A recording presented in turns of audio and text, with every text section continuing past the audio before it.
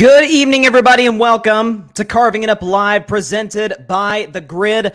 As always, I'm Bryson Carver. We have got an absolutely jam-packed show for you on this Friday. More importantly, this Veterans Day, celebrating the men and women who have served this great country. We salute every single one of y'all. We actually are going to have a veteran on the show, a longtime friend of the show. You guys know him. You guys love him from Clutch Sports Talk. Ryan Flowers will be joining us in about 15 minutes to discuss all things Week 10, everything going on in the NFL. He's a big Cowboys fan, so we're going to get into the old Odell Beckham Jr. rumors and whether or not that deal will transpire, as well as the Cowboys' chances to beat Green Bay this week, considering the fact that Green Bay has lost 5 consecutive games. We'll discuss Brady and Tua. We got all kinds of stuff to talk about. We'll discuss Broncos country. I am going to finish that sentence, but we'll discuss that. Ryan was actually not watch the show. He was a part of the show in which I predicted the Let's Ride Broncos to win the Super Bowl, a prediction that I have, of course, come to regret. But we'll have Ryan on. I'll do my Week 10 predictions, including my upset of the week if I were a Bettin Man, and my new segment debuting this season, Bryce's Bleak Bet. I'm off to a little bit of a rough start, right? I picked Atlanta last night. Carolina beat them in what was just an exhilarating, must-see TV type football game. No, it was actually quite awful.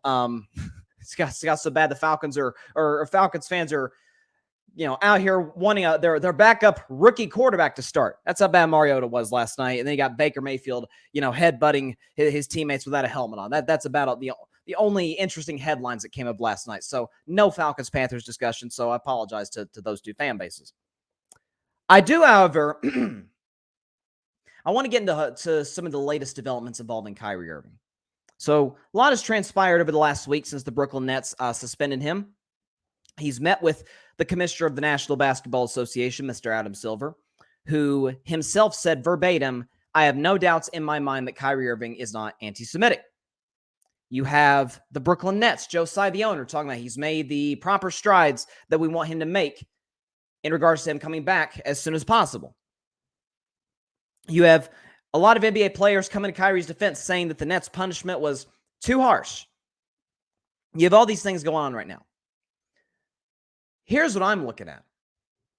And it goes back to what I said, that the Nets actually, as poorly as they had handled it up to this point, actually had kind of an out.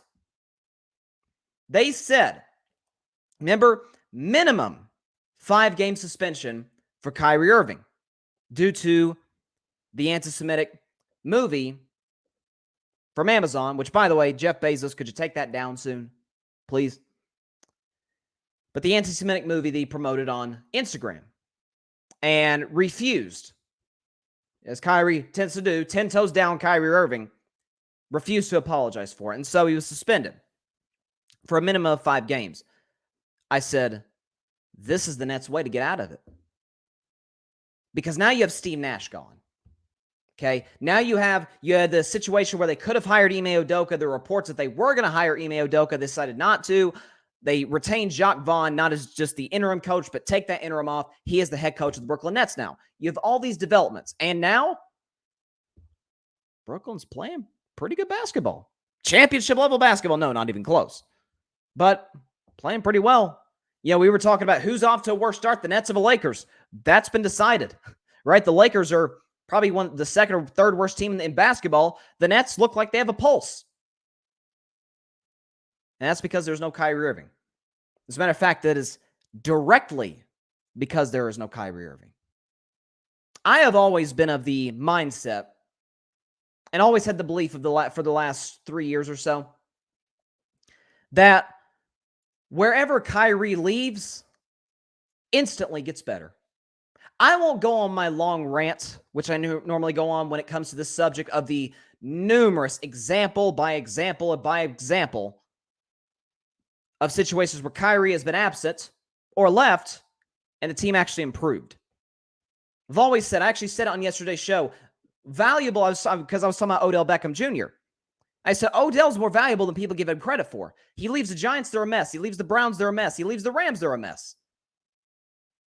Meant a lot to those teams for a guy who's considered icing on the cake, quote unquote. Kyrie Irving is not icing on the cake. He's sausage on the cake.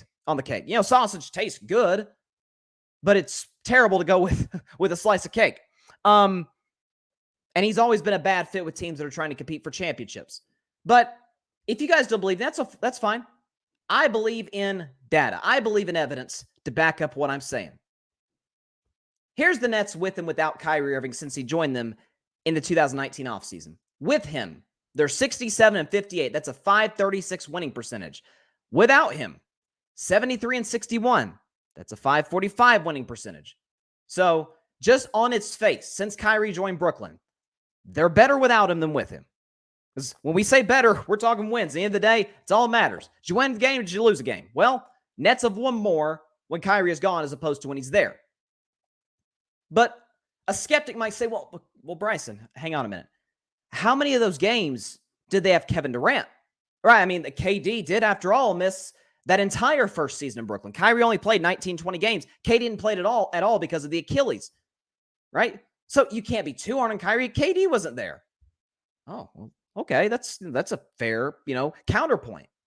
Well, let's look at the Nets with KD and without Kyrie. With KD and Kyrie on the court, the Brooklyn Nets are 36-30. That is a .545 winning percentage. With just Kevin Durant and no Kyrie Irving, they're 36-17. That's a .679 winning percentage. So KD has played 13 fewer games for the Brooklyn Nets without Kyrie. He's won the same amount of games. By the way, it is worth mentioning, and I have to give credit where credit's due to StatMuse for putting this up there. Nets have played 8 games this season with Kyrie. They won twice and ranked 18th in offense and 29th in defense. Without Kyrie, they played half that, 4 games. They have 3 wins. They rank 7th in offense. And the Brooklyn Nets, without Kyrie Irving this season, rank number 1 in the NBA in defense. This is a team that we have clowned for the last couple of years. Like, oh, they don't play defense. Without Kyrie, they do. And this is what I've always said. Kyrie is a remarkable talent. I don't think we've ever seen anything quite like him. I have religiously said in the show he's got the greatest handle of any basketball player I've ever seen in my life, bar none. I love Steph, Jay Crossover, Jamal Crawford, Allen Iverson. I don't care. You put any player in NBA history up against Kyrie Irving in terms of handles, I'm taking Kyrie. That dude has the ball in a string. He is one of the most exciting players in the NBA when he gets on a roll, when he's dancing on people. He's a great shooter. He's a great finisher at the basket, but he doesn't pass. And he doesn't play defense. And he is ineffective without the ball in his hands. And he's a bad teammate. And he's bad in the locker room. And he's uncoachable. And every team he leaves gets better without him. He leaves Cleveland, still went to the finals. Leaves Boston, they got to the finals 3 years after. And in his absence with the Brooklyn Nets, they have clearly and obviously been better without him. Again, the Brooklyn Nets, who have KD and Kyrie, 2 of maybe the 5 best offensive players in the world, ranked 18th in offense this season. With no Kyrie and just Kevin Durant, they ranked 7th in offense. With Kyrie, 29th in defense, without him first. And you're telling me that this guy can be a part of a Brooklyn Nets team trying to compete for a championship? I have a hard time believing that to be the case. So when we talk about when we talk about what is conducive to winning championships, really just to winning regular season basketball games, Kyrie never has been and never will be in that conversation. And this is why I say, Brooklyn, here's your opportunity. We see this all the time. I'll use another example. Donald Sterling. Now, do I think Kyrie is the disgusting human being that Donald Sterling is? I don't. I don't think Kyrie's a very good guy. I've been pretty adamant about that. His track record tells me that. Donald Sterling's a horrible human being. For years, all of the other NBA owners, along with the commissioner at the time, David Stern, had just been looking looking for an excuse to get Donald Sterling out of the NBA because he was bad for business. He was a bad owner. Again, not really that good of a guy. And so once that tape came out of what he said, Adam Silver and the rest of the NBA jumped on it, got him out of the NBA. Because you can't remove an owner without cause. You can't do that.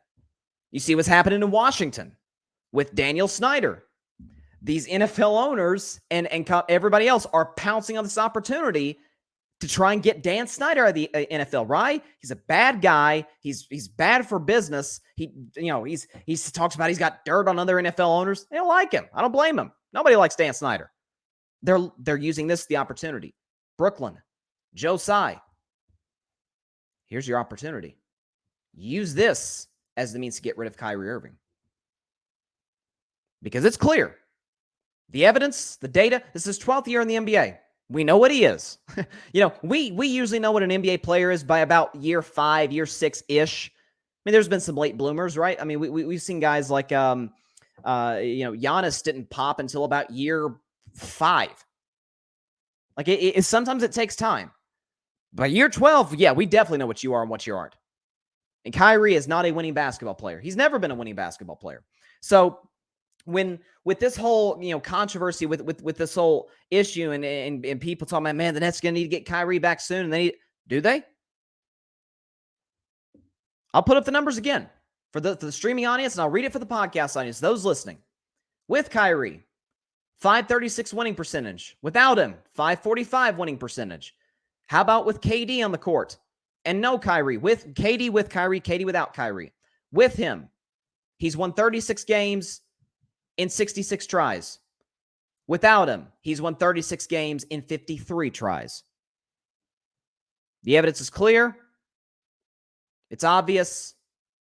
And I always say, men lie, women lie, kids lie. The numbers don't. Now numbers don't by themselves tell a story. But once you compile them and look over and over and over at them, once you stack them up to certain things, you got your answer. Kyrie Irving is not a winning basketball player, and the Brooklyn Nets should use this as an opportunity to move on. Who does Brooklyn play tonight? Let's see. I don't think the Nets play tonight. I think they play tomorrow at the Clippers. That's a 4 Eastern tip-off in Los Angeles. By the way, we get a Cavs-Warriors game tonight, rematch of those classic NBA Finals. Looking forward to that. It's a big, big test for my Warriors.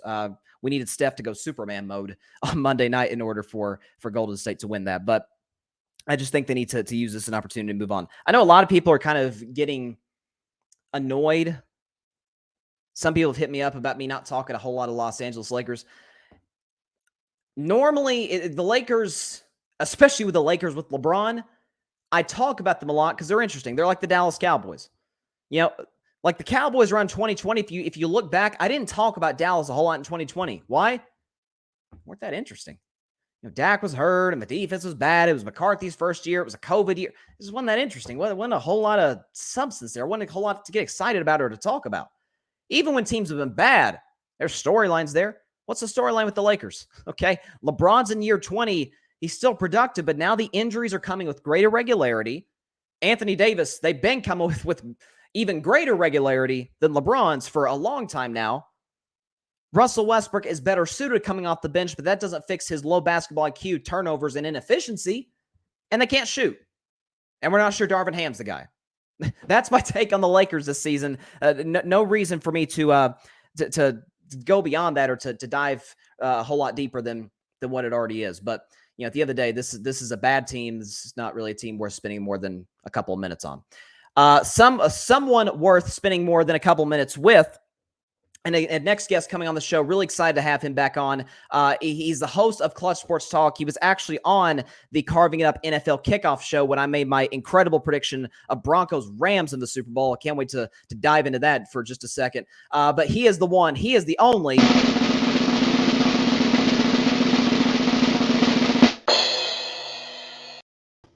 Ryan Flowers on Carving It Up Live. Ryan, how are you doing, bro? Pretty good, man. How you doing?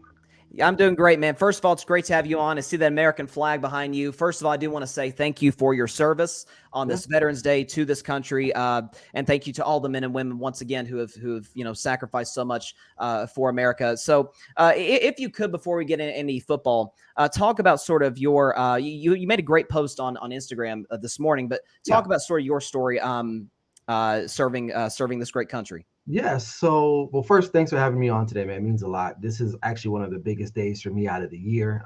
Like I said in my post this morning, it's a homecoming for all veterans out there, So it's more than just getting your free, breakfast sampler from IHOP or wherever, right? At least for me, right? So, Right. but my story started about literally 20 years ago this year. I joined the military. It was pretty much straight out of high school. And then I served in the Navy. But funny story is that I never served on any ship. I was never stationed on any ship. I was stationed with the Marine Corps as a medic. For those who don't know, the Marine Corps is a department of the Navy, so therefore they take our medical personnel and use them, wherever the Marines may go. So that's pretty much what happened with me. I served 2 tours in Iraq, as a medic, frontline. So I've seen it all. For those of you who are not familiar, if not after the show, look up the Battle of Fallujah.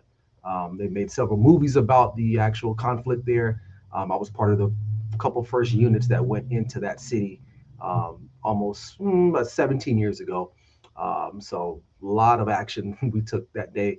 And since then, I got out. I only did 5 years, but those 5 years really changed my life forever. And it's made me the person that I am today. So even to this day, I'm very still proud of my service, and will continue to be proud of my service no matter what plight we have in this country. I will forever be a veteran and part of that fraternity. Absolutely. Well, I appreciate you telling your story and appreciate, without a question, your 5 years of service to America. And I can imagine that it's a very important day for you and for everybody else Yeah, out there who serves. So once again, thank you. yeah. I did want to, first of all, I love that you're wearing the grid hat today. We're kind of 20 today. We got our grid hats. Yeah, yeah, of Of course. course, Clutch Sports Talk, a part of the grid every Sunday morning and Sunday night, by the way. You have those Sunday Yeah, I do. night shows. So, we'll definitely touch on that later on in the show.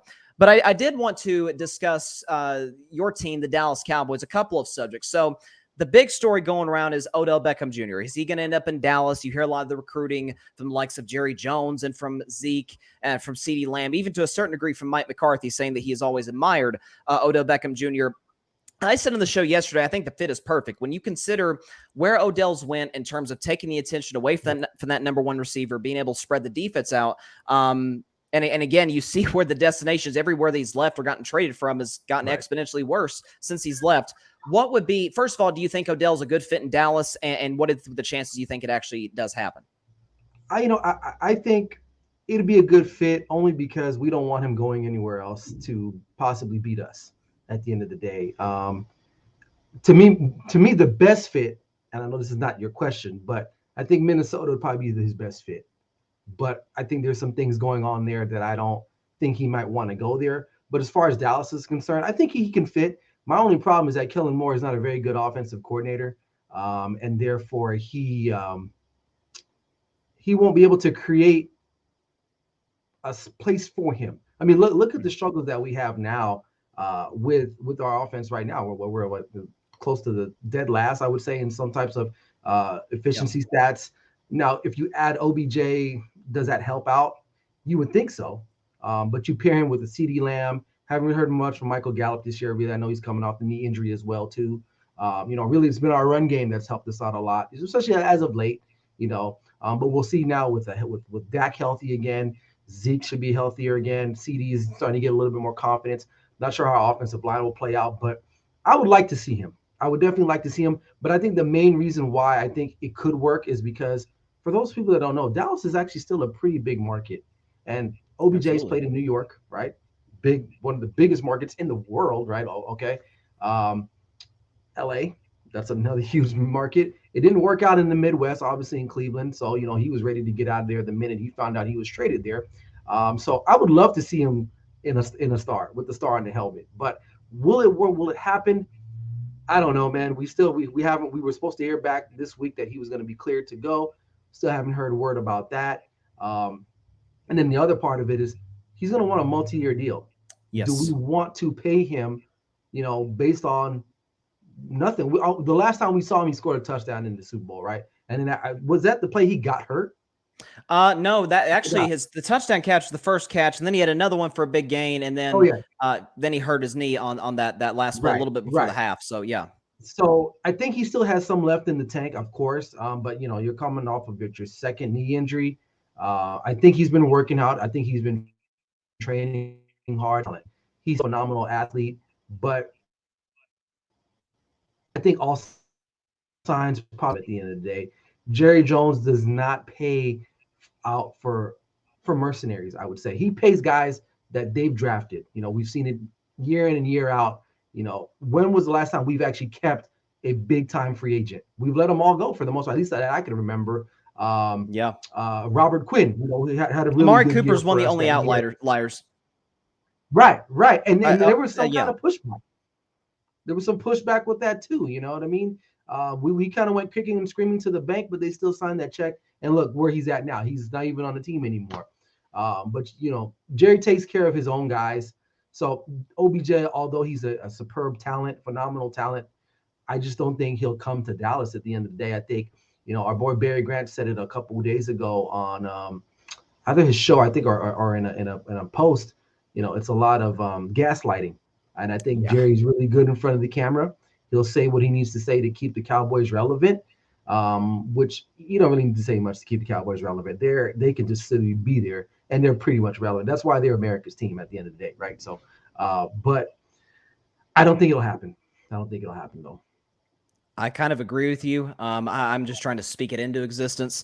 I mean, Right. and listen, Jerry was also. You want to talk about gaslighting? He was very adamant after that Bears win. Hey, we're gonna be aggressive at the deadline, and then Right. nothing They happens. do nothing. A big nothing burger. So now Dallas obviously plays Green Bay. It's going to be one of the highest rated games in the NFL season, Yeah. just because you got two big brands. It's Rodgers, who's historically been great against the Cowboys. It's Mike Right. McCarthy come back to Lambeau. All kinds of storylines in Right. this game. Green Bay's riding a 5-game losing streak. Add injury to insult. They've got numerous injuries to their defense, to their receiving unit, and Aaron Rodgers is having one of the worst, if not the worst, years of his career. Where he's got Dallas coming in, who the only two losses is opening day to the Buccaneers, and then that second loss doesn't look too bad now with your backup quarterback at Philadelphia. Right. And like you mentioned earlier, really relying on the run game, starting to pick up a little bit more in the pass game now that Dak's back. How do you see this game playing out over the course of 60 minutes? I think it'll be close. I think Vegas right now, I believe, had it at like -5 opening for the Yep. week. That's still pretty close considering Aaron Jones left the game in the last week in Detroit in a boot. You've lost Rashawn Gary for the whole entire year. He's a really good edge rusher. Aaron Rodgers is not playing well at all. And the fact that you you let the Detroit Lions lock you guys up.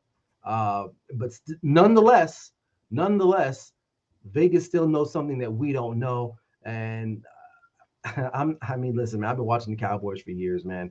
In games where I'm always very, very nervous. I was nervous the Bears game because that's the game. Oh, the Cowboys should win, and they ended up winning, but it was kind Right. of it was touch and go at least towards the end of the first half, right? I know we shot out to that 28-7 lead, and then all of a sudden you're like, oh, here comes Justin Fields. They're coming back, right? Then they would put it away.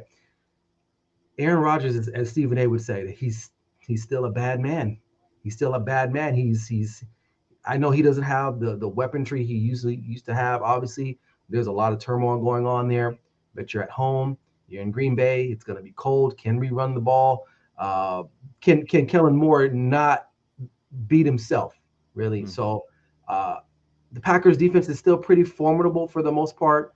I don't know what the question for Aaron Jones will be. My concern going into the game, even when I was watching the Lions and Packers playing, was my concern was the running game, because the Packers can still run the ball. You have Dillon, you have Jones, so they can at least, and that's our weakness. That's one of our biggest weaknesses on our defense, is we cannot stop the run. We're like a bend don't break it time or rush type of defense, but I think the Cowboys will win. I think it'll be closer than what people think. I don't think it's just going to be a boat race, but I still have the Cowboys winning just because we're more talented at this point. I feel what you're saying. I mean, and also too, that Eric Stokes kid who's looked pretty good in Green Bay. Yeah, Good number two aside from Jair Alexander. He's going to yeah, be gone. So when you have the likes like you mentioned of Lamb, Gallup, Noah Brown's likely going to be back this week. yeah. So that's at least another guy that the Dak can throw to. Right. I do agree with you. I've been talking all season about Green Bay, about their running game, which has been tremendous. I mean, I think against Buffalo, they ran for like 200 yards Yeah, they with the still likes did. of Yeah. Jones and Dillon. The problem is they're not committing to it early, or they're not committing to it at all, Right. which it goes to what I've said about Matt LaFleur. I highly question his game planning and certainly Yeah, his adjustments, I because the am now Packers too. are one of the worst teams in the NFL the second half this season. I So totally agree. yeah, Totally I mean, agree. it's a problem too. So with Mike McCarthy coming back to Green Bay, could he have gotten the Packers at a better point in time since that departure, since that ugly departure from Lambeau Field, after I think the Packers lost to a 3-win Cardinals team, and that was his last game as the coach of the Packers. So you see this being kind of a little bit of a down to the wire type of game. Do you see that just because it's big expectations for the Cowboys? It's Aaron Rodgers and the success he's had. Like, what are you seeing there? I mean, a little bit of both. I think, Cowboys sometimes don't handle expectations very well. Um, and then what this, I mean, can we literally say, I thought I would never see Aaron Rodgers lose like 5, 6 games in a row, man. Like, that's crazy. Yeah, And, and what I forgot who they have next week. I think they have like Tennessee or they somebody. got Tennessee on a short week on a Thursday night. So, like, can they possibly drop like 7 in a row? I don't know if there's a game for them to win. It might be this game against Dallas, because everyone is very riding, Dallas's coattail pretty high right now. I know in Dallas, they're probably feeling really good about this game. I know Michael Parsons is probably licking his chops at this point, trying to get after Aaron Rodgers and trying to keep up with the other, sack leaders in the NFL. So there's a lot. I think there's more pressure on us than it is. Well, I won't say a lot of pressure. I think the pressure might be even, because listen, like I said, listen, and you right before you brought me on, you were talking about your Broncos and who Rams. Rams Super Bowl. I had the Packers winning this division. That was a bad pick, bro. It was a bad pick, but it looks really bad now because of how it really turned out. I didn't think they were going to be like this. I thought Aaron Rodgers was good enough to carry this team, but I don't think he really wants to be there anyway. So he could be tanking, in my guess. But anyway, yeah, that was a terrible pick by me. Even Pittsburgh Steelers, we won't talk about that either. But Listen, that tops the list. That tops the list, bro. You had some good predictions in there. Like you saw, you liked Baltimore, I think, this season coming in. Like you were high on some of these teams. You were high on Philadelphia to win the division, by the way. I did. But I was. But yeah, Pittsburgh. That was not one of your better days. Yeah, I put my neck out there for them. They just, it happens. I mean, that's all hot takes. I mean, really, that's what they are. But in regards to the Cowboys, I think, to your question, I don't trust the Cowboys. After 20 plus years of being a fan, I know what they are. And I've seen it time and time and time again. They're not like the Patriots back in the day, where you're like, oh, the Patriots versus the Dolphins of 2005. Like, that's a win. Like, you can mark that off. But the Cowboys, if for some reason, they always have to make it harder than what it is. That's kind of the brand and the notion is like like Stephen A. Smith says, what can go wrong will go wrong. And exactly. Oftentimes against this team, that is the case. Now, I did want to touch on a team let's talk about my bad predictions. I had the Broncos winning the Super Bowl, and that probably goes down as the worst prediction, bar none, in the history of carving it up. What are you seeing from Denver? Do you think, in terms of the blame scale, because the attention has been on Russ, it's been on Nathaniel Hackett. The only thing that has lived up to par for Denver is their defense. Their defense has been phenomenal this season. It's been top 5 in just about every category. Pat Surtain's had a great year. But when I'm looking at this Broncos offense, there's very little creativity. They refuse to push the ball down the field. Russell seems very unsure of himself in the pocket. He's not hitting the simple little check downs, really trying to force slot down the field. What's sort of your take on what's going on with Denver this season? Is it more Russ? Is it Hackett? Is it 50-50? Like, what's going on with the Broncos? I think, we're starting to see that maybe Seattle is had a really good system. And Russell Wilson was a benefactor of that system. I know Pete Carroll's like 105 years old. I get it, right? Still can't tell. Football league, right? Can't tell. But you're seeing, and listen. Geno Smith to me is the comeback player of the year. I don't care. Absolutely. Hands down. There's nobody else. I couldn't even name a second candidate. Okay, right? but you're seeing what that formula is looking like. They got the rookie Kenneth Walker, who could arguably between him and Chris Olave are, offensive rookie of the year, co-offensive rookie of the year, possibly, right? Sure. Even add DJ Dallas into the mix a little bit there too. He comes in. Hey, dude, Chris Carson's going to end up coming back to this team next year if they decide to bring him back, if they want that, right? I think, right? Right. And Geno Smith is playing phenomenal football, man. And I love to see how that's like my second favorite team right now in the league. Like, because I made a statement on, and I know we're talking about the Broncos, but I got to talk about the Seahawks. Go for it. I'm excited about this team, man. The Seahawks are like a story from Dr. Seuss, Green Eggs and Ham. Okay. We're losing. Wait a minute. We just lost you for just a second. I heard green eggs and ham, and you just cut out there. Go ahead. Am I back? Yeah, you're right. You're back. Go ahead. Uh-oh. No, go ahead. Go ahead. Okay, good. Green eggs and ham. Yeah. Yeah. So the Seahawks remind me of a little child's tale by Dr. Seuss called Green Eggs and Ham. Right. You can eat them on a train. You can eat them on a plane. The Seattle Seahawks are like this because they'll play you anywhere. They'll play you on a boat. They'll play you with a goat. They'll play you on a plane. They'll play you on a train. They'll play you anywhere. This team's formula travels in any NFL stadium. Why? They can run the football like nobody else right now, and their defense is getting better. I know their defense was crappy earlier, but they figured it out. They retooled it. Yes. Right? They retooled it. They're dominating people. They're dominating people now, and that's scary. And Geno Smith is not playing bad football. You pair that with their running game, Metcalf, Tyler Lockett, those tight ends, between Disley and Noah Fant, who they got in the Broncos from Denver, right? And then there was another guy that they got, I think, on the defensive line that they use now in that Denver trade. Yes. I forgot the guy's name. Sheldon, I can't remember what his name is. Yeah, something like that. Sheldon or Shelby, whatever his name is, right? So they figured it out. Now Denver coming full circle back, right? And they're not like Dr. Seuss. They can't play you anywhere, right? Listen, Russell Wilson, I'm starting to see now, he probably was like I said, a beneficient of that system of Pete Carroll. And Pete, I've been watching that system from Pete Carroll since those USC days, growing up in LA. They ran the football. The quarterbacks made those nice, easy throws. There were nice lanes down the field for play action.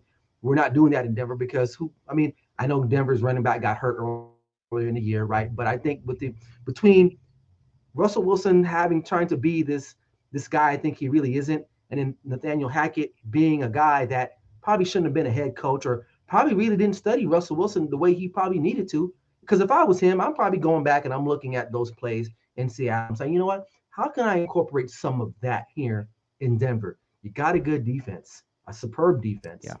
You do have a good running back at the time before he got hurt, right? Melvin Gordon's okay, but still, they're not doing that. And you look at their roster as a whole, you got Jerry Jeudy, right? Young receiver, what's the guy? KJ Hamler, Cortland Sutton, right? It's just not working. This letting Russ cook theory, again, it's not proving to be beneficial for him or anybody that's around him. And I think that his brand has taken a hit. Obviously, I know he's a little awkward kind of guy, but beside that, the whole football side of it, unless he finds a way to turn this around starting now until next year. And because look, he's locked in Denver. He ain't going nowhere. He's there. I don't think they can find a trade for him, right? Probably one of the worst contracts in NFL and football. Hell, sports. History. Sports. Okay. It's bad. This is up there with Albert Bell almost. I think, the combination of that, I think the Denver Broncos are trying to catch lightning in a bottle the way they did with Peyton Manning that year when he was released by Indianapolis, and they brought him in and they tried to get that Super Bowl. They ended up what? Did they get it the first year or was it the second year? I think they won. It was his third year. I'm sorry. No, it was his fourth year because they got to the Super Bowl year 2, and then they got there a couple years back when it was Peyton's last year. Right. Okay. There you go. So, I don't know, man. I like Russell Wilson. I think he seems like a very good, decent guy from, the family man, from what I understand, but it's his PR hit has been bigger than what I've expected it to be. I know people always thought he was kind of a weird, kind of quirky kind of guy, but you remember that interview with Marshawn Lynch had, I think, with Richard Sherman not that long ago. Yes. How you can't even get a hold of the guy. You gotta go to his manager.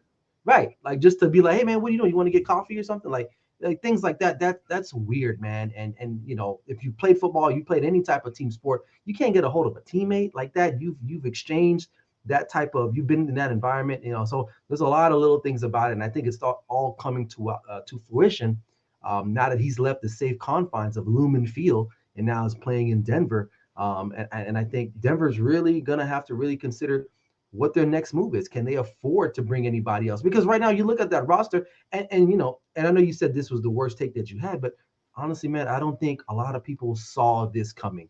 I don't think they did. This team, I mean, I had them picked to win the AFC West. Okay. That's not going to happen, right?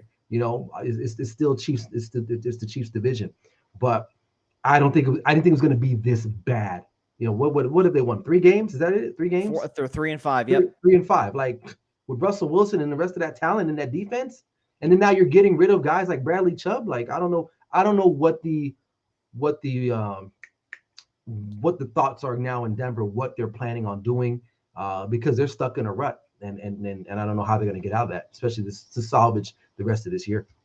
Oh, they're stuck. I mean, they can move on from Nathaniel Hackett this season, which very well could happen. Right in the middle of the season, it definitely should happen by January. Oh, he's done. He's done. Oh, he absolutely. I mean, again, when you talk about the clock management thing was exposed literally game 1. By game 2, he had to hire an in-game manager. It's like, okay, this dude's in over his head. It's yet another coordinator who worked with a great quarterback who got a job and failed miserably. Think Adam Gase with Peyton Manning. You think Josh McDaniels with Tom Brady. Like you have to consider at least a little bit, and that's I can see why maybe there be some people that are hesitant on guys like saying Eric Bieniemy or somebody like that, or for future jobs Matt LaFleur. So it's definitely something to consider. But this Broncos team is an absolute train wreck, and again, like I said, they can't move on from Russ. Nobody's going to trade for that contract at this point. Like you mentioned, you're going to have to figure out a way to center the system around him, or at least conduct it in a way that it was in Seattle. But like you said, it feels like Russ was a beneficiary of that. And I was thinking his leadership, to me, the first this is weird type of sign was after Seattle won that game against Denver on that Monday night, and 2 Seahawks went to Russell after the game. Right. I'm like, wait a minute. There's a lot. What's going on here? It's just like, when Tom went back to New England, the whole sideline went up to it. They love Tom. Oh, yeah. So I mean, I'm just saying it's something to consider. Now, another team that I'm fascinated by, because I don't know what to do with them. It's the Miami Dolphins. There's a chance now with this Josh Allen injury, they could win the division. If Josh Allen misses 2-3 games, that could clear the way for the Dolphins to win that AFC East.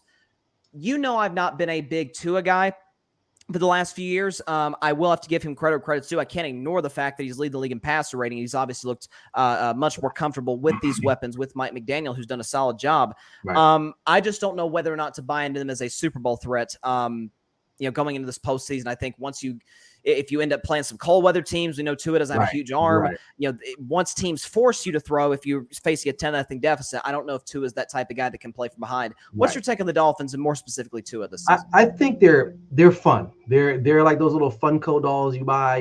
They're cute. They're you collect them.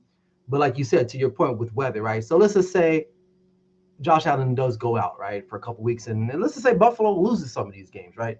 Kansas City probably be the next team to fight for that number 1 overall seed, and it gets cold in Kansas City in that winter fall area. So but that would be great. Tyreek Hill coming back to Arrowhead with a new quarterback, the most accurate quarterback he's ever played with. So the storyline would be cool for that.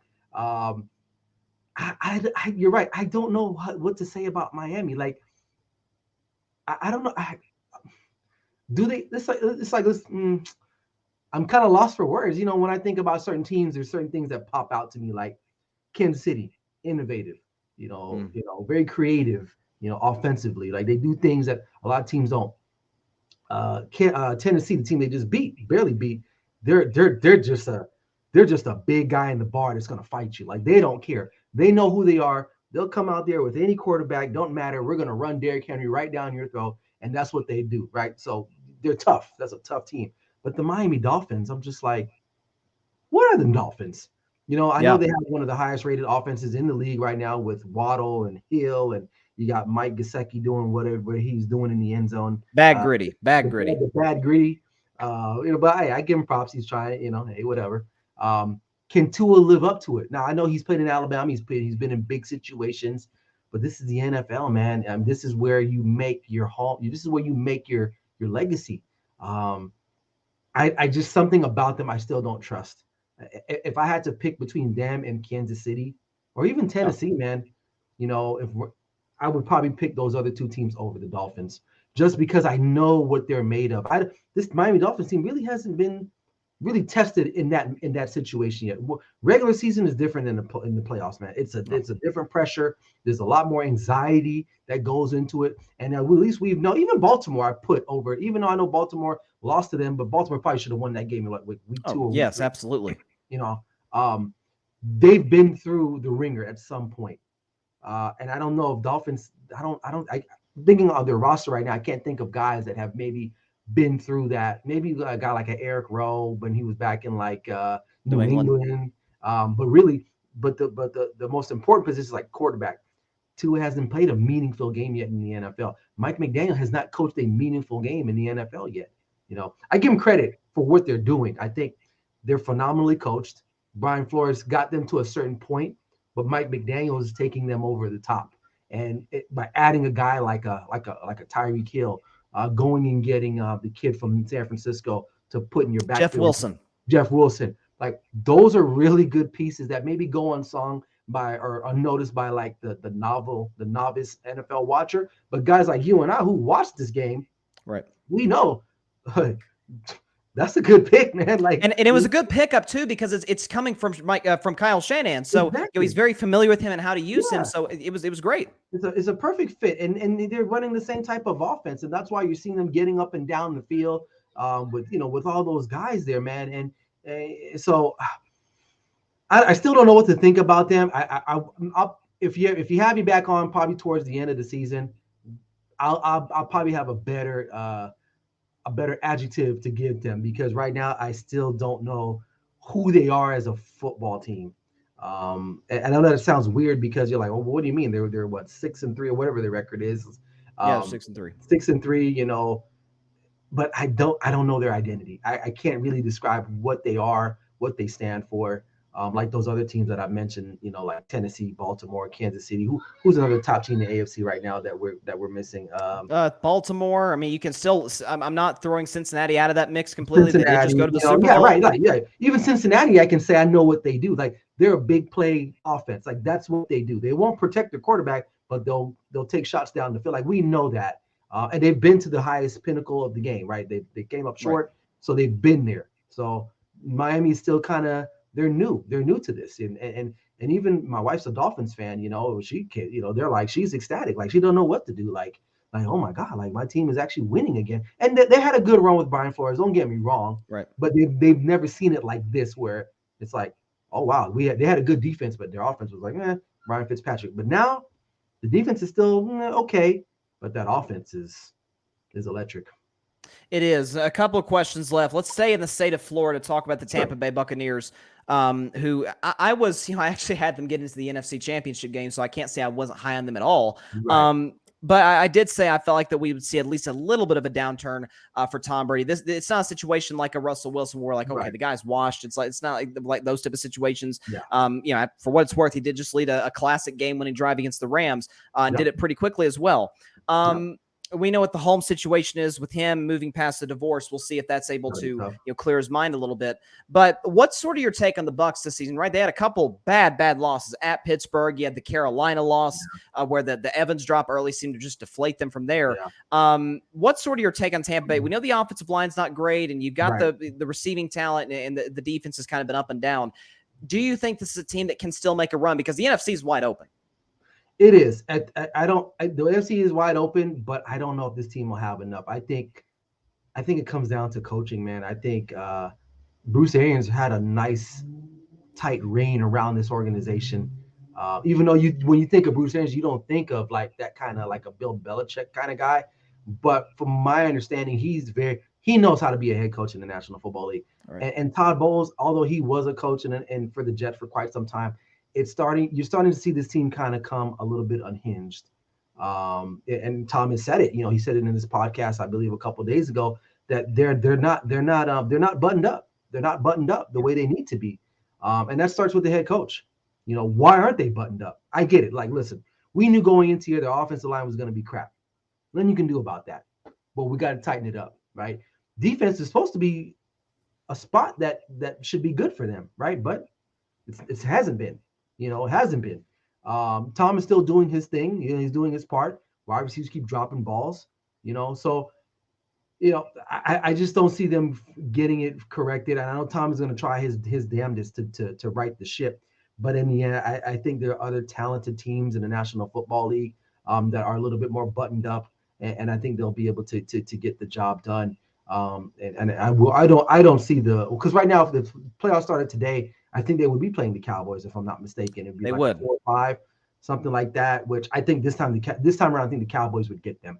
Because I think now we've figured out our offense, what we want to do, and our defense had stopped them that Sunday night anyway. So for the most part, I mean, yeah, we ended up losing, but probably should have been by a lot more. But I don't see much coming out of this. And Todd Bowles might be on the hook, man. I'm telling you, and sad to say, because I think he's a good coach, but some guys maybe are just not destined to be head coaches. Brian Leftwich, play calling not looking that great either, too, right now. So, I put more blame on Leftwich, honestly, than I do Bowles at this point. Yeah. Well, yes. I mean, the defense has been fine. Right. He's directly, but because you're the head coach, Sure. It starts with you at the end of the day. But you're right. I agree to that statement to a certain extent. But Todd Bowles, he's gonna have to really, because like there was a play I believe they were talking about with Tom Brady, like what's the linebacker's name? Devin White. Devin White. He went hustling to the football. Like he's just jogging and stuff like that. Like you're the captain on defense. So it's little things like that. People don't understand, man. You think when you watch these games on Sunday, there's a lot of these little nuances, man. And I can speak to that firsthand because I coach football, and it's the little things. It's the little things that make these great teams great, especially when you're in the National Football League, because everyone's talented. Can you do the little things better at the end of the day? Absolutely. And now amongst the NFC teams, because like I mentioned, the NFC is wide open. You got Philadelphia still sitting there undefeated. Right. Minnesota, we were actually talking about the Vikings the other day. You're not quite as high on them as I am. No. You've got obviously Dallas is in the mix, the Niners who have playoff experience. Seattle's obviously the story of the year. You got the Giants who are in the postseason mix. Yeah. Among NFC teams, where would you kind of put Tampa? You got 4th best team, 5th best team. Like where would you have them? I think they're around the 4th or 5th. I would say maybe 5th. Because if real quick, I probably right now, if I did like a quick power ranking, Eagles, I would go Eagles, Niners, Seahawks, Cowboys. No, I take that back. Yeah, no, I probably still put, what did I say? Eagles, Niners, Seahawks, us, Vikings, and then maybe the Bucks. So you'd put it at 6. Yeah. Okay. 5 or 6 now that I think about it. And I know people are like, well, you got Seahawks, man. I'm telling you, man, Seahawks, and that's a team, man. They're to me, they're like they're like the Titans of the West. Like they'll play you, man. They'll play you. Like they don't care. They don't care who's back there. And I like teams like that because in playoff time, you got to have that bravado. And I feel like with Pete Carroll and the rest of those guys that they draft, those guys don't care, man. Like I said, Dr. Seuss, man. They'll play you on a train. They'll play you on a plane. It don't matter. They don't matter. Listen, that's why I can't wait to watch this Sunday morning game in Munich, Germany, between Tampa and. Man, that's a big one. That's a big one that we'll definitely keep our eye on. You're taking the Seahawks. Oh yeah, I mean, I've been riding the Seahawks for like the last 6 weeks on my clutch picks of the week, and they haven't let me down yet. There you go. Yeah. There you go. Listen, quick question. I said, do you think this team can maybe make a run to the Super Bowl? No, because I think at the end of the day, it's going to come down to some quarterback play, because they're going to come up against other really good defenses, and you're going to have to score the ball, maybe so. But they're not going to get blown out. No. And I think we talked about it in your preseason show. Like we didn't think that I didn't expect them to have the success that they're having now, but we both thought that they would not get completely obliterated by the competition. If I remember correctly, we might have to go back. You didn't. I did. I did. You did. I did. Okay. So you take the credit. You can take the credit on that one. Okay. I mean, because I've watched Pete Carroll's team so long. Right. They don't get blown out. They're tough, man. They're tough as nails. They eat lightning and they crap thunder, right? From Rocky. Like that's just what they are. So I think it depends on the matchup. They could possibly make a run, right? But those Niners is another team too that I like that NFC West, man. Those two teams, Yeah. those are two well coached green eggs and ham type teams. Green Right. eggs and ham type teams, man. They'll play you anywhere. So Vikings, be careful. I know you're 7-1. Eagles, I know you're 8-0. But listen, those teams, they don't care, man. They'll be 1-7. They'll play you like they're 8-0. Yeah, they will. And I like you said, those are two elite coaches who've been there and done that. Certainly Pete Yep. Carroll has. Last question for you. I'll let you get out of here. Sure. Mid-season, it's basically mid-season. We're just now going into week 10. Right. Who's your Super Bowl pick? Ooh, like Who's the leader in the clubhouse in the NFC and the AFC? Okay. I'm gonna go with Niners coming out of the NFC. Okay. I like the Niners still. And AFC, I can't go against the Chiefs, man. I gotta go with Patrick Mahomes and them. I think it might be another rematch of a couple of years ago. So because here's the thing, with even if let's just say Josh Allen isn't hurt, right? Let's just say he's like whatever happens, he gets healthy, he's good to go. That elbow injury was very superficial. They are so dependent on him, man. Like it's you. If you're a Bills fan, you gotta gas every time. You're like, oh my god, like it's so they don't have the ability to go anywhere else, right? And I know they had beaten Kansas City a couple weeks ago, and on was it Sunday Night Football or Monday, or was it just a regular game? I think it was just a regular game. Yeah. But Kansas City is one of those teams, man. They're well coached too. I can see Kansas City getting them back a little bit and heading on to that Super Bowl. Because other than the Bills and maybe the Dolphins and the Titans, I mean, those are three other teams. But to me, I think the Chiefs match up well with everyone else. And Kadarius Toney would have had time now to get implemented into that offense, and I'm excited for him to be in that offense. He's a poor man's Tyreek Hill, okay? Yeah. And I think he was disgruntled in New York. I think you're gonna really start seeing what he can do, especially with that mastermind back there with Andy Reid eating some ribs and calling plays. I definitely would lean Kansas City over Buffalo. The only thing that concerns me, and even Patrick Mahomes himself was talking about the other day, you can't win with your quarterback throwing 68 passes. No, you can't. You're going to drive him into the ground. Like that's, and it's not like a situation like Buffalo where they can't run the football unless Josh Allen is the guy running with the football. Right. They had 9 yards among their running backs outside of Patrick Mahomes in that win over Tennessee. So, there is a little bit, I mean, every team has a blueprint of how to beat him. Nobody's unbeatable, but I do think that is something to look at, that both teams are a little bit, like you mentioned Buffalo, I mentioned Kansas City. Both teams are a little reliant on their quarterback. And Tennessee matches up well with Kansas City. I mean, traditionally they played them close, even when Mariota was there. Like they beat him. They beat them. They just match up well with certain teams just have your number. Now, Kansas City got the win, but I knew going into, because I think the spread was like 13.5. I was it was. I'm taking Tennessee because I know even with Willis back there, I just knew again this is a Duke Nukem type of team. Like they're gonna meet you in the hole and they're gonna fight you tooth and nail. And I knew that game was gonna be that close. I really did. But at the end of the day, Patrick Mahomes is a great athlete. He used his legs because they honed in on him. They honed in on him. Obviously, like you said, he threw 68 times. That's crazy, man. Like you think about Hall of Fame quarterbacks, they didn't probably throw 68 times through 8 weeks in the National Football League. Yeah, he did it in one game. So no, it's wild. It's wild. So you basically got a Super Bowl 54 rematch on tap. I do, man. I if I had to switch out the Niners, maybe I might put I could see the Eagles. Don't say that. Don't say that. Dang it. I don't want to, but the only thing with the Eagles, I see a problem for them is that it's been very easy for them right now, and their schedule is pretty easy for them the rest of the way. So is the Cowboys. I get that, and that might be a problem. Where the Niners, they're playing hard every week, man. Every game counts for them. Seattle, every game counts for them. And then you get that first game because you have that bye week, right? How many times have we seen that? Those top teams, they get the bye week. Then they come both into number one seeds round. lost last year, Green Bay and Tennessee. Exactly. Right.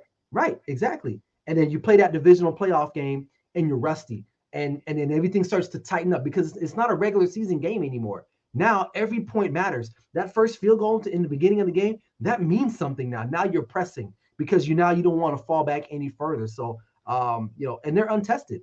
This team has not been to the playoffs as a unit like this. I know AJ Brown's playing phenomenal. But they do have the offensive firepower, I feel like, they can keep up with people. And that's the only reason why I can maybe see them overpowering some of these teams in the NFC. But we'll have to wait and see about Nick Sirianni. Can he outcoach, Kyle Shanahan and guys like that and Pete Carroll at the end of the day? That's going to be a fascinating matchup without a question, should it come to pass. Ryan Flowers, shout out to you. Before we get out of here, give a plug your show in a little bit and tell people what it's about, especially now that you've moved alongside me and everybody else to the Grid. Yeah, man. So like Bryson said, I'm part of the Grid Network. Like I like to say, we are the leaders in sports media, entertainment, and sports content. We're catch the wave, get a ride on it. But so right now I'm coming on Sunday mornings on YouTube. You can catch my show at 8 a.m. Pacific Standard Time, 11 a.m. So that's super early for you West Coast people. And then what I typically like to do, I like to recap all of the Sunday's action immediately right after Sunday Night Football with my NFL After Dark show. So I'm trying to pick up steam with that. I get it. A lot of people are probably they're asleep by then. But you can still rewatch it. So It's all good. You can always go back to the YouTube. You can hit up my YouTube page at Clutch Sports Talk, or you can head over to the Grid. It's always going to be there. We're also putting stuff on audio as well too, on Google Audio, Google Podcasts, Spotify, wherever you can listen to audio podcasts. It's all going to be there. And that's what I'm doing, man. I'm just grinding, man. And I also make some picks during the week. I've been pretty good. Right now I'm about like 18-12 right now.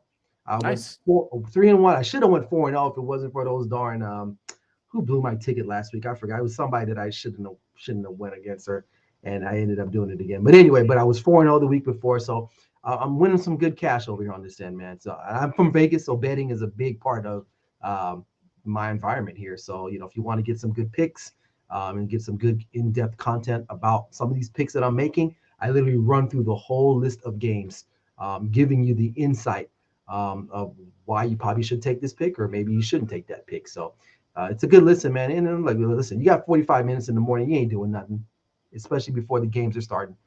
Just come by and watch me. You'll have a good time. Trust me. Yes, sir. Yes, sir. I can absolutely attest to that without a question. Ryan Flowers, host of Clutch Sports Talk, served this country honorably for 5 years. Continue to serve to this day. Everybody who served still continues to serve this day. Shout out to you. Shout out to everybody else. Ryan Flowers, Clutch Sports Talk. Great to have you on, bro. All right, man. Thanks for having me on, man. Take care. God bless you. Yes, sir. God bless. That was Ryan Flowers. Let's see. We got a comment here right in the nick of time from John Rivera. He says, "Let's go Jets." A good, probably one of the better bye weeks the Jets have had in some time since that big win over the Buffalo Bills recently. This is a big bye week for the Jets to make sure they don't let the press clippings get to them. But there's a lot of interesting games this week. I'm about to make my predictions, but what's fascinating, and Ryan discussed it, is, man, the thing about Philadelphia, that probably the number one thing I don't trust is Nick Sirianni. The roster's great. Jalen Hurts has been playing MVP level football, but I'm concerned about Nick Sirianni in terms of the adjustments, in terms of, because again, what he mentioned early on, Dallas struggles to stop the run. They do. That's the only real concern I have about them going to Green Bay this weekend. Philadelphia is not a whole lot better stopping the run. We saw Dameon Pierce, the really talented rookie running back for the Texans, what he did to Philadelphia's defense and what other running backs have done in the past. So you could see teams like possibly Tennessee be a problem for them. Dallas, the Giants twice with Saquon Barkley. This notion that Philadelphia is going to go 17-0, I think is gibberish. I really do. I mean, I see 2-3 losses for this team moving forward. And that still might be enough to get to the number one seed in the NFC. And another good point Ryan brings up is the whole sort of path to the number one seed. It can almost become a liability. Tennessee played in a bad division last year, the AFC South. Colts were talented. Texans were garbage. Jaguars were even worse with Urban Meyer. We all remember how that went. Tennessee took advantage of that, got the number one seed. Green Bay, bad division last year. Minnesota underachieved. Chicago was bad. Detroit was awful. Took advantage of that, got the number one seed. But when you've been sitting there, in a lot of cases, these number one seeds, in some cases, they've already clinched that going into the last week of the season. So they're resting guys. So it's really like a 2-week bye, if you really look at it that way, if you're in a position to rest starters late in the season. And so when you have that no sense of urgency, and then you got a sort of a rough and tumble type of team like a Seattle, like a San Francisco especially, coming into town, man, Start to get a little tight, especially when you're Philadelphia. Like Ryan said, with this team hasn't accomplished anything. This group hasn't. It's fascinating. It's a fascinating situation, without a question. And John agrees. They're not going undefeated. They're not. Do they look like a team that could go undefeated? On tape. I mean, Houston took them to the wire until about 5 minutes left. Houston, they've won one game this season. Now it's the NFL, and it's the old any given Sunday theory, or in that case, Thursday, any given Thursday. But Carolina, for a while, remember the Carolina team in 2015? Those teams were rolling everybody, and they had a tough schedule too. They were rolling everybody. And then they had that late loss to Atlanta, so they finished 15-1. But and John also agrees he sees them losing 3 games. I see not Tennessee. I see Philadelphia losing to Tennessee, to Dallas, and one of those games against the Giants. By the way, there's a game late against the Saints. Don't sleep on that. I could see that's a possible. Yeah, the second to last week of the season, Philadelphia. Do they go to New Orleans? Let me see. Because Philadelphia, if I'm not, I think Philadelphia. No, they played Monday night. I was going to say, I think they already had their bye week. Philadelphia plays the Saints second to last week of the season in Philadelphia. Okay, that's definitely a big advantage, without a question, not having to play that big, loud dome. But speaking of Week 10 is really interesting because we don't really have that many big favorites this week. It's the rare week where you're looking through and you're like, okay, this is really kind of a go either way type situation. Even the big favorites, the quote unquote, at least for this week, big favorites, you're still a little hesitant about what you're getting yourself into. So let's get it on. Let's get into it. My Week 10 NFL predictions. And before we get into the predictions, let's get the background music. There we go. Before I get into my predictions, let's look at where I landed last week. Had another solid week, 9-4, coming off of a 12-3 week predicting games. Feel good about myself. Now, I did pick the Falcons last night, so no chance of going unbeaten this week. I'm sitting there at 82-53-1 on my season prediction, so hoping to continue to build on that. But a fascinating, easily, without question, the best Sunday morning game of the NFL season. It's the Seattle Seahawks. It's the Tampa Bay Buccaneers. Who thought before this season that this would be one like, okay, we got to watch. Even for you folks on the West Coast, this game's going to be a 6:30 a.m. kickoff. That's early, man, especially for Sunday. But you got to get up early to watch this, okay? Because this you got to see this. This is must-see TV. Seattle comes in at 6-3. Ryan, went on and on about the Seahawks, talking about the running game with Kenneth Walker. Geno Smith is today the runaway comeback player of the year with Saquon Barkley, I think, is a distant second. The defense under Pete Carroll, who's a defensive coach, has turned it around big time. They're facing a Tampa Bay offense that is in the bottom 10 in just about every statistical category. They're last in the NFL in running the ball in terms of attempts and yards per carry. So they rarely commit to running the ball, and when they do, they suck at it. Tampa Bay got, a big win at home, coming back to beat the Los Angeles Rams in that classic Brady game-winning drive. I'm looking at this, and by the way, Tampa Bay is a 2.5-point favorite. I forgot to mention that. Tampa Bay is a 2.5-point favorite in this matchup. Can Tampa Bay build a lead early and force Seattle to play from behind? And the question is, if Seattle is forced to play from behind, will they continue to stick with the run? Now, I think they will. I think Pete Carroll's a veteran coach. He's been there and done this. He'll stick with Kenneth Walker and let Geno Smith do what Geno Smith's been doing. How about number 1 in the NFL in QBR? I mean, come on. That's can't get better than number 1, right? With what the great rapport he's had with Metcalf and especially Tyler Lockett, guys like Will Dissly, like Ryan brought up earlier. This is a Seattle team that can really get Tampa Bay issues. The matchup seems to favor Seattle.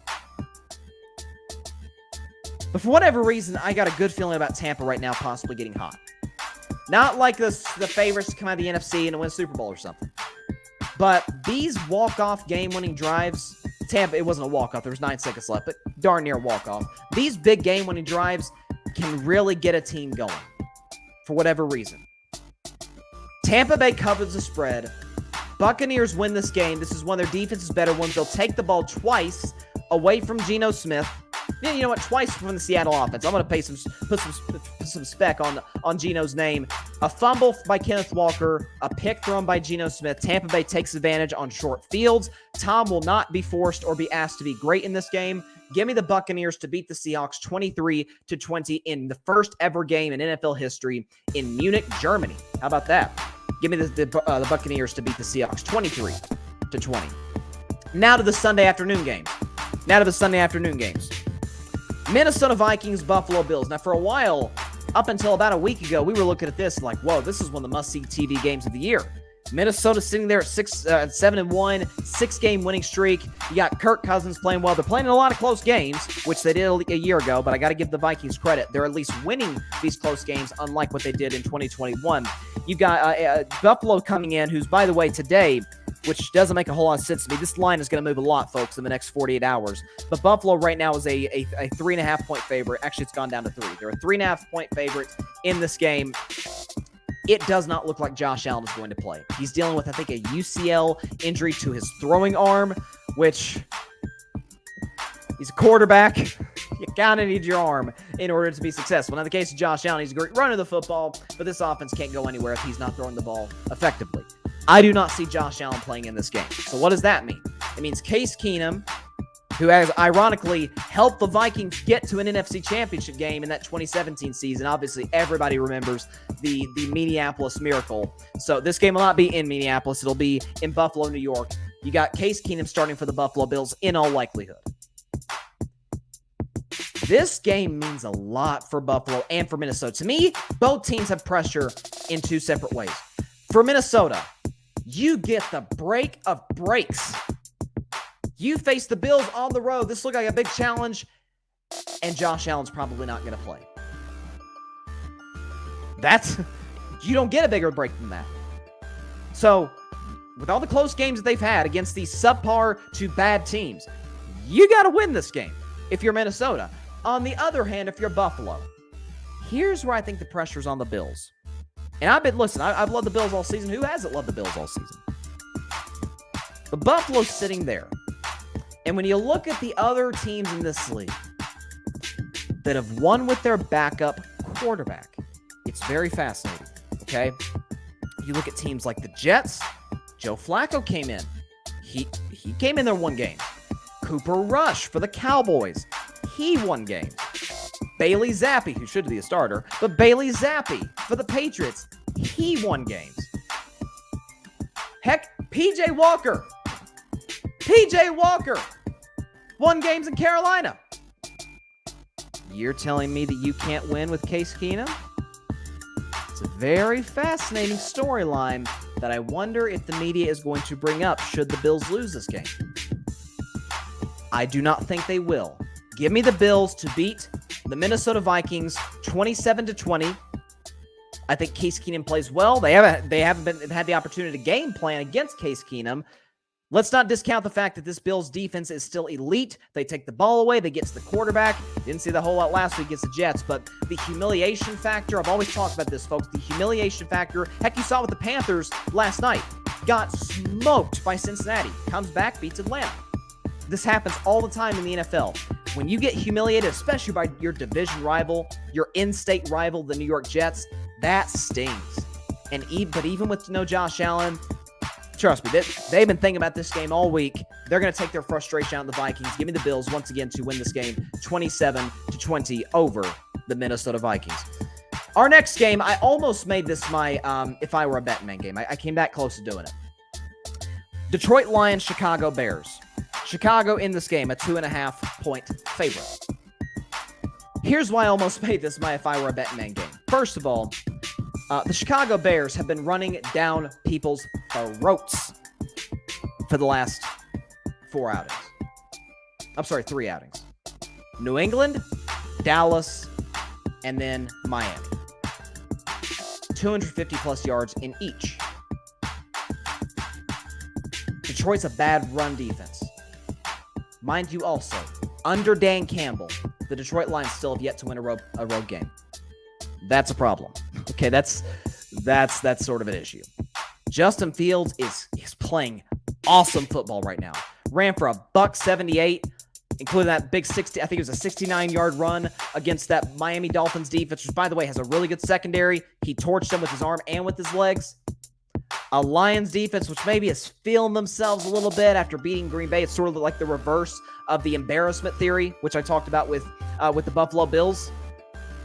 This has an opportunity to get ugly quickly.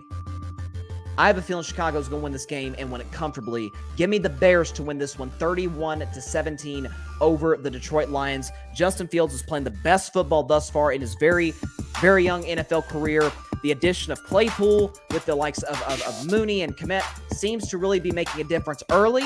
Give me the Bears to win this one 31-17 over their arch rival Detroit Lions and continue to try and see what they got in their young quarterback, which I think is a really talented player, and hopefully they don't screw it up.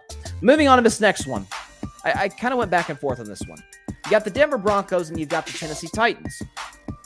Now I'm sitting back and I'm looking at this one. I'm saying, okay, Denver's coming off a bye. And you guys know I really love teams coming off buys. If I were a Bettin Man, as the saying goes, I bet on teams coming off buys. Problem is Denver has a clueless head coach who doesn't know what he's doing. Problem is Denver has a quarterback who the big news that he's in right now is getting into a back and forth with his old coach, which in Russell's defense, he didn't start, but it's going back and forth.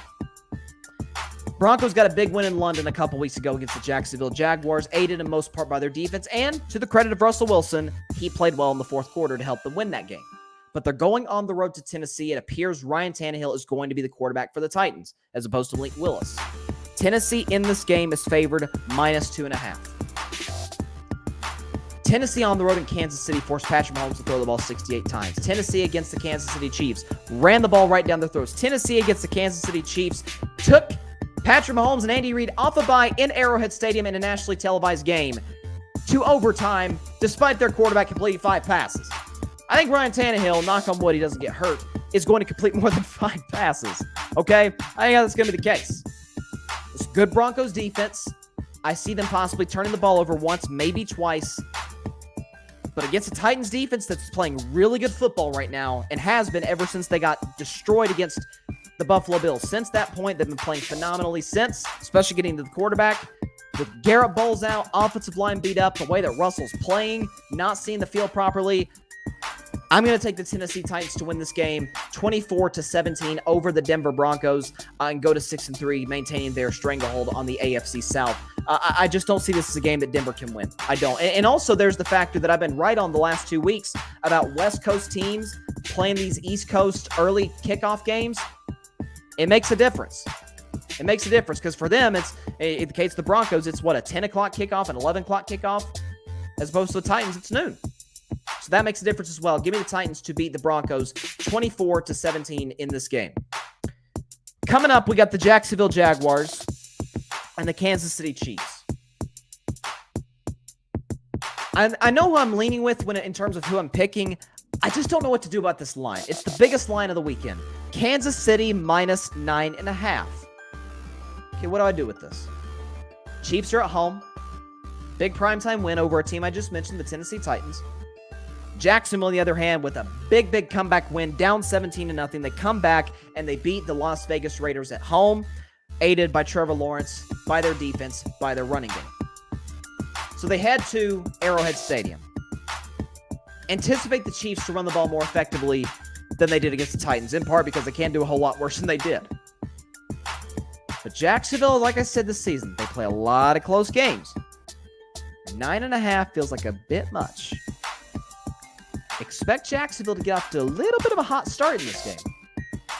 But Trevor Lawrence, as he's been prone to do this season, commits some really bad turnovers. Look, Doug Peterson, folks, is a very good head coach. He's won a Super Bowl. Arrowhead Stadium don't scare him. Heck, in part because he was on Andy Reid's coaching staff. He knows what that noise is and what it represents. Expect this to be closer than you expect. But I'll take the Chiefs with those weapons, with the likes of Patrick Mahomes and Travis Kelce and company, Mecole Hardman, all those guys, all those weapons. Give me the Chiefs to win this game 30-23. However, I do not have them covering the 9.5-point spread. I think it's a very, very fascinating game to look at as we move forward. Give me the Chiefs to beat the Jaguars 30-23 in this game. Moving on to the Cleveland Browns and the Miami Dolphins. Dolphins in this game are favored -3.5 at home. Here's what I'm looking at. Cleveland runs the ball really well. Miami doesn't do a particularly great job of stopping the run, as we saw last week against the Chicago Bears. Cleveland's coming off a bye. Kevin Stefanski is a very good head coach. And you're looking at a situation where, hey, Miami might be smelling themselves a little bit. Here's the thing I worry about, though. Cleveland's secondary has struggled at times. Their best secondary has been their pass rush, which, hey, listen, for the best teams in the league, we've seen the San Francisco 49ers, kind of ride the success off of this for the last few years. Getting pressure on the quarterback, helping your secondary. It's complementary football, as coaches like to put it. I expect Cleveland to get out to, say, a 7, 8, 9-point lead. Tua play from behind. With the adjustments of Mike McDaniel, who has surprised me this year as a coach, I say he will. I say he gets it back on track. Tyreek Hill's on pace to have one of the better seasons in recent memory from wide receivers. I think it's going to be too much to overcome for this Cleveland team. Again, I don't trust the offense. If you take away the running game, which I'm not sure Miami is going to be able to do, I don't trust Jacoby Brissett with the likes of Amari Cooper, who's bad on the road, with all those weapons that they may or may not have on the outside, like Njoku, who comes and goes. I'm going to take the Dolphins to cover the spread and win this game 28-20. I could have made this my Bryson Bleak bet pick. I decided not to. Give me the Dolphins over the Browns by the final score of 28-20 in this game. I can't. I thought about picking the Browns strongly, but I couldn't. I just couldn't commit to Cleveland. Committing to Cleveland's never a good bet. Moving on to the Houston Texans and the New York Giants. Giants in this game off a bye, favored -4.5. Giants coming off a loss at the Seattle Seahawks a couple weeks back. Texans coming off of a loss to the Philadelphia Eagles, and they sit there with the worst record in football. So that favors the Giants, right? They've run the ball effectively with Saquon Barkley. Daniel Jones hasn't been put in a whole lot of situations outside of the Seattle game and outside of the Dallas game back in week 3 to make big mistakes. So that's something you look at. You look at the fact that, Houston is really struggling in the passing game. Brandon Cooks, he's disgruntled. He wants out. He wanted to be traded. He was not. The contract, the cap issue was an issue for some teams. There's a lot of turmoil going on in Houston. Lovie Smith will probably be outed by the end of the season. Will they move on from Davis Mills? Really, the one bright spot is that Houston's had a solid defense this year. They've held their own. They've held their end of the bargain on most Sunday afternoons. And Dameon Pierce is in that running for Offensive Rookie of the Year with my man Chris Olave, who I picked before the season, with Kenneth Walker. There's a lot of guys who could put in that discussion. Dameon Pierce belongs in it. Again, I don't see this as like a runaway type game, but Brian Daboll, who I think is elevating into at least not an elite coach. To me, to be an elite coach, you got to at least get to a conference championship game. I cannot put Brian Daboll. He's only in year 1. Take time, see what happens. But I'm going to take the Giants to win this game and cover the spread. 25-17 over the Houston Texans. 25-17, give me the New York Giants to get to 7-2, which, gosh, we never saw that before the season, without a shadow of a doubt. It's time now for my Bryson's Bleak bet game. It's the one game every week that I have absolutely no confidence in predicting. But hey, we all have those matchups where we're like, I don't really know what to do with this. I'm looking at this matchup between the New Orleans Saints and the Pittsburgh Steelers. Saints are favored -1.5 in Pittsburgh. Now, bad showing on Monday Night Football against the Baltimore Ravens. Now, Baltimore is obviously significantly better than the Saints, but nevertheless, I thought they would put up a better fight than they did. But you have Pittsburgh coming off a bye. They're sitting there at 2-6. They appear to kind of be dead in the water. Kenny Pickett hasn't shown us a whole lot through the first few games of his career, although, in his defense, the offensive line is one of the worst in football, and he's gotten absolutely nothing from his run game, which is a rookie quarterback you really need. But I'm telling you, it's that coming off a bye theory with head coaches, with elite head coaches, which Mike Tomlin is, despite what some of you doubters out there say. He's coming off a bye. Nobody's paying attention to Pittsburgh. Everybody's kind of dancing on their grave to a certain degree, right? People are kind of excited that the Steelers are going into a little bit of a rebuilding process, which they are. They're not going to make the playoffs this season. But 1.5, that's it. 1.5. I'm looking at that. I'm like, okay, that's all the Steelers in theory have to overcome. I think Kenny Pickett plays well. I think TJ Watt comes back for the Steelers defense against the Saints offensive line, which has been not as great as we thought it would be. Andy Dalton, who's a little bit of a gunslinger to a certain degree, he will give that Steelers defense an opportunity to make plays. Give me the Pittsburgh Steelers to win this one 26-16. over a team that I really liked coming into the season, the New Orleans Saints. I'm out on the Saints. Bryson's Bleak bet. Not confident at all in this, but hey, got to predict anyway. Give me the Steelers over the Saints, 26-16 in this matchup over New Orleans. Again, it's just I don't really know what to do with this, so I made it my my Bryson's Bleak bet pick. Give me now. It is time for the upset of the week. I don't know if I'll be able to put my eyes on this game, but nevertheless, it's the one game where I'm looking at that's the biggest spread that I do not think will be covered. Not only that, I think they'll end up getting beat. Give me the Jeff Saturday-led Indianapolis Colts to beat the Las Vegas Raiders by a final score of 16-13. Trust me, this score will not be indicative of how awful a football game that this is going to be. Jeff Saturday has never coached in college or the NFL. He's the only coach in NFL history to not have previous college or pro coaching experience since 1961. You could darn near feel like you could say the same about Josh McDaniels. He's been that bad for the Las Vegas Raiders. Let me put myself on camera. I had that graphic on for too long. Here we go. There we go. Here's why I'm picking the Colts. Teams with interim head coaches tend to show out their first game. Now, it usually doesn't work in the long run. The Raiders from a year ago are kind of an outlier where the interim coach takes over, they get things right, and they end up making the playoffs or something. That's very rare. It happens sometimes in the NBA. It actually happened with, don't remind me, the 2016 Cavaliers with Ty Lue after David Blatt was fired. It's a lot more common in the NBA than it is in the NFL. The Raiders are decimated. First of all, they're playing bad football in the second half of the games. That's coaching. There seems to be a very weird dynamic between Derek Carr and Davante Adams, because you had the quote from Davante Adams saying that there's a lot of situations where I'm not getting the ball enough, and it's not the coach's fault. Well, that seems like a shot at Derek Carr. Derek Carr, on the other hand, says there's a lot of things I want to say right now that I can't. So these two are clearly not on the best of terms right now, which who'd have predicted that coming into the season, given that these guys were, I don't know if they were college roommates, but they were very tight in their college days at Fresno State. The connection on the field has been good, not great, but it seemed like the in the locker room dynamic seems to be off between those two. The problem is Devontae's out, and Hunter Renfro's on IR, and Darren Waller's on IR, and Josh Jacobs is hurt. So the four best skill position players for the Las Vegas Raiders are all gone. This is a Colts defense that played very well against Kansas City way back prehistoric times in Week 3, a long time ago.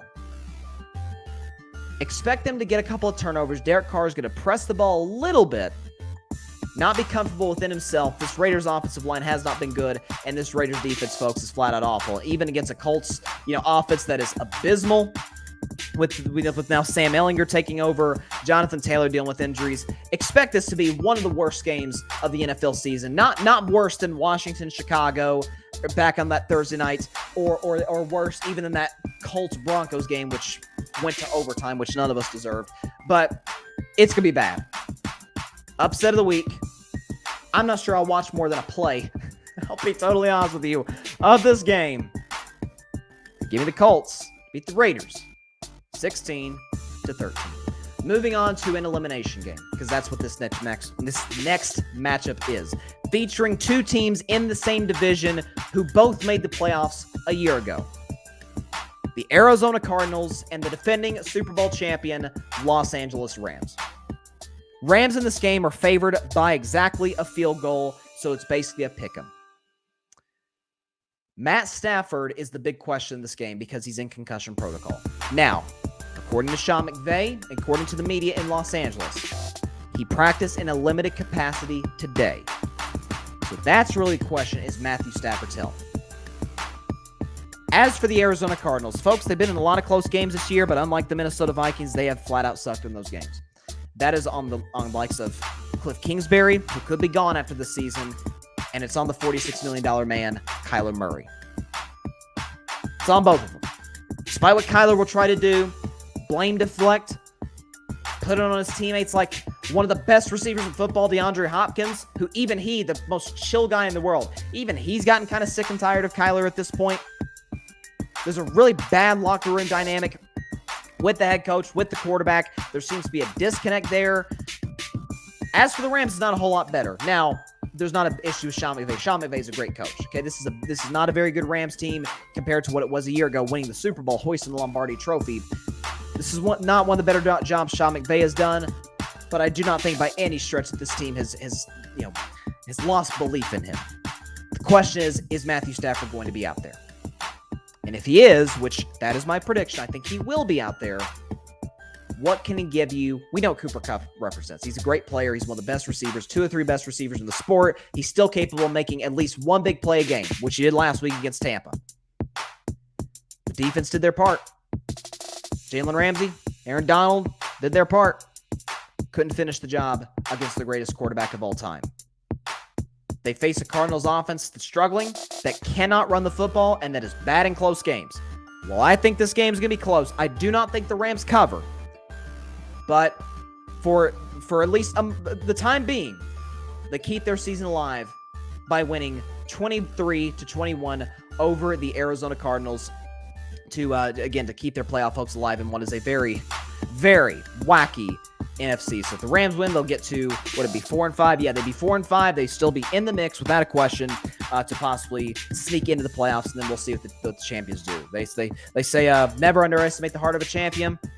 I'm not going to count the Rams out just yet unless they lose, but this is an elimination game. Give me the Rams 23-21 over the Cardinals. It is now time for the best segment in all sports, my favorite segment every week. Would I a betting man? If I were a betting man, this is going to be a good one. I'm looking at the Dallas Cowboys heading to Lambeau Field to take on those Green Bay Packers. Now, this is a line that's went up and down. As our special guest Ryan Flowers pointed out early in the show, the line was hanging around 4.5, 5-ish. It's gone down to 4. It's gone back up to 4.5. But I'm looking at this. If I'm the Dallas Cowboys, and if I'm 2 men in particular, Dak Prescott and Micah Parsons, the 2 best players on this football team, I'm looking at this, I'm saying, hang on a second. Green Bay's lost 5 straight games. They are completely incapable of generating any offense whatsoever. Defensively, Rashawn Gary, done for the year, ACL tear. Stokes, their number 2 corner, gone. Skill position players, Romeo Doubs is out. We're not sure if Aaron Jones is going to be able to go. David Bakhtiari is questionable. This team is physically and I think psychologically falling apart. You guys know I don't trust the coach. That being Matt LaFleur, the quarterback Aaron Rodgers, who I've been highly critical of this season in terms of his lack of leadership or lack thereof, more specifically. It's been bad in Green Bay. Packers know this is a must-win game. I understand that. Here's the issue. Dallas can't stop the run. Packers can run. Packers just don't run as much as they should. That's the problem. They run the ball when they're trailing by double digits. Then they run.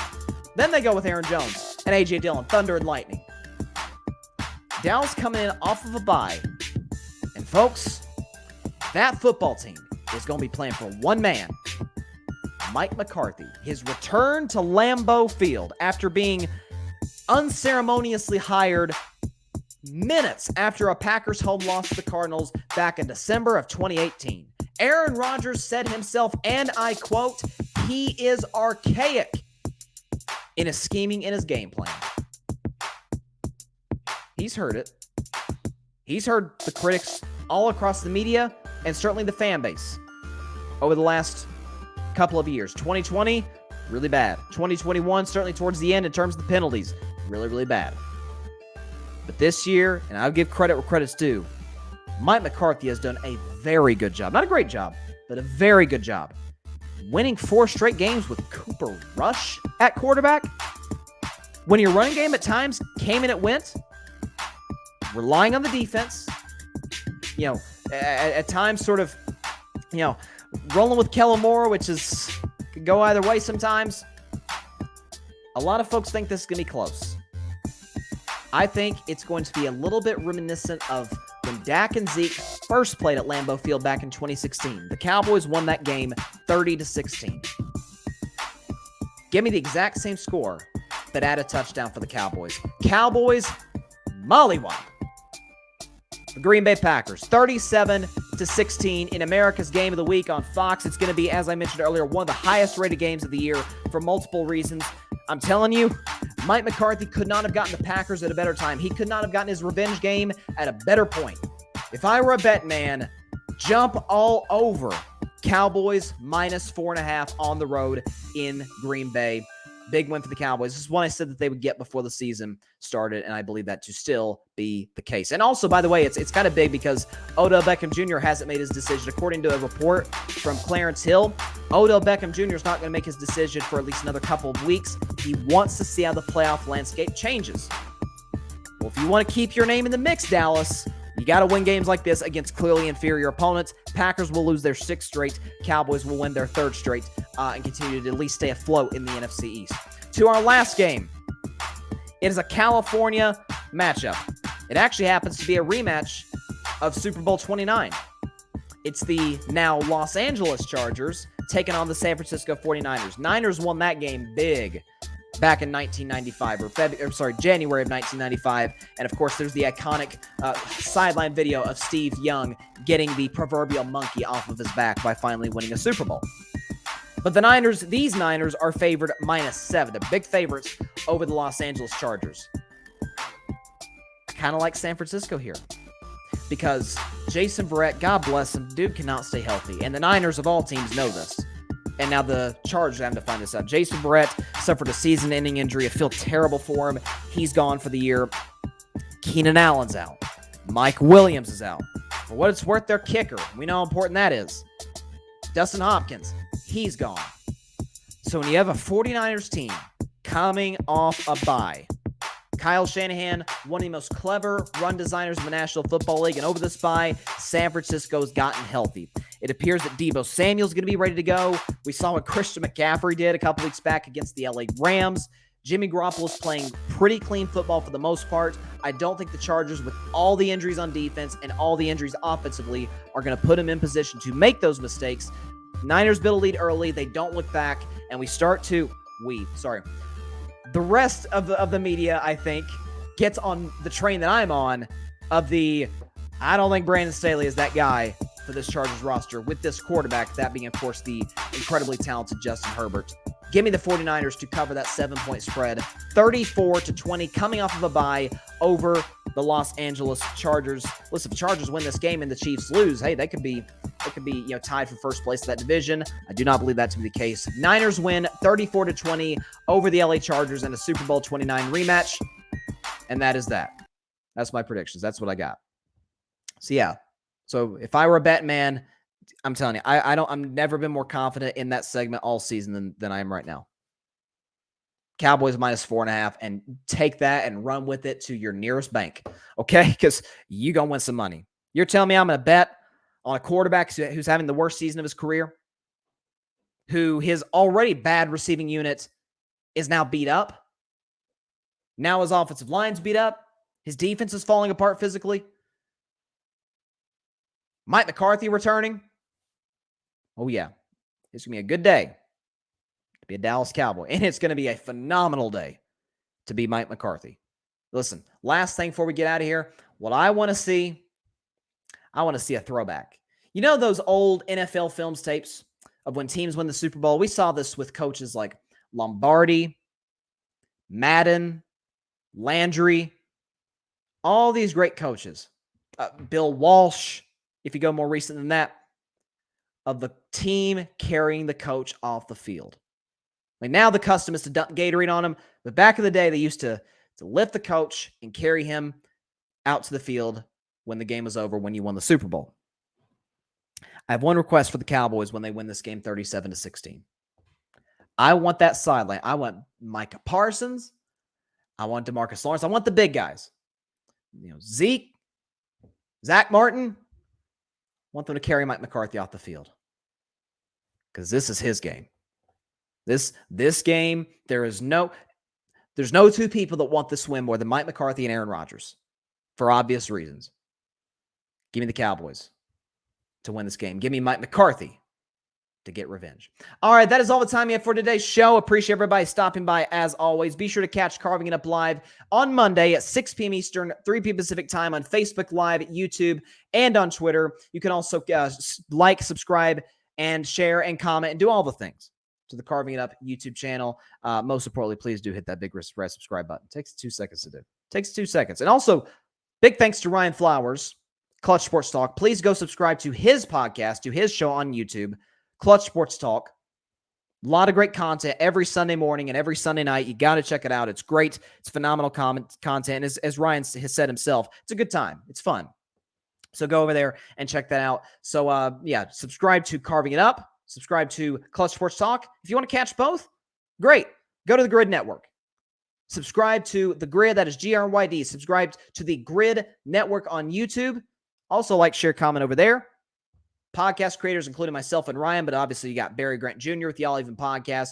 You've got the Rocket Fuel podcast with Alfred Parsard Jr. You've got the Chaotic Sports podcast with Patrick Brown. You got all these great creators, all these great shows. Please go check those out. Please go subscribe to the Grid. And if you want to listen to the Carving It Up podcast, or if you want to listen to Clutch Sports Talk podcast, Apple, Spotify, iHeartRadio via the Grid Network. Same thing as YouTube, the Grid, GRYD, the Grid Network, on all podcasting platforms. We've got a great weekend of sports, some big college football games. I am a Texas fan. I hope they pull the upset against TCU, making the path that much clearer for my Vols to get into the college football playoff, and hopefully we take care of business tomorrow against the Missouri Tigers on Senior Day. So looking forward to that. It's going to be fun. It's going to be a great atmosphere all around college football tomorrow and all around the NFL on Sunday. Literally from daylight till dark, we've got great matchups in the NFL. NFL always provides it. They just can't seem to provide a good Thursday night game for whatever reason, but it is what it is.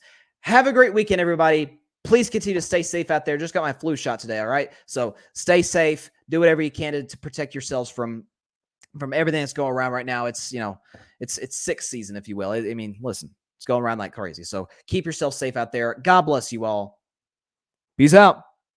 It's going to be a good day to be Mike McCarthy, man. Thanks so much for watching the show on YouTube. Be sure to click that big red subscribe button and go check out the other clips and full shows of Carving It Up Live. Have a blessed day.